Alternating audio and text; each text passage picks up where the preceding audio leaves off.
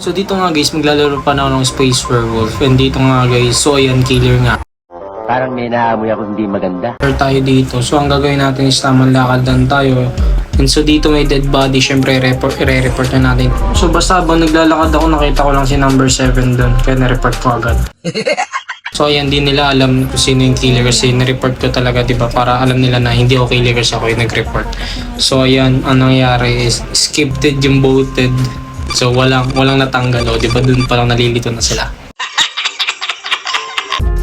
So dito kaibigan ko nga pala yung kasama ko dito. Siya nga pala yung taga-kill, ako yung taga-manman ng mga sibilyang nasan. So dito nag-bent na ako, di ba?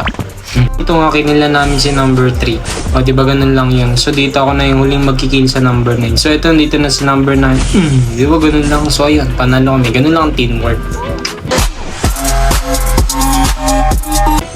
So ano pa hinihintay mo? Maglaro na rin kayo ng Space Werewolf ng mga kaibigan mo. Di ba? Dalawa kayong killer. Di ba? Pagtutulungan nyo. Di ba? Ganun lang din kagaya ng ginawa ko. So ano pa hinihintay nyo?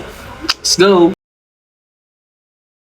Hello guys, naglalag na ba ang cellphone nyo in full storage siya? Ito nga pala, ipapakilala ko sa inyo yung Elite na WePlay. Dito, inabot kaya and hindi na kayo maglalag dito. Kaya ano pa hinihintay nyo? Maglaro na rin tayo ng Space Werewolf.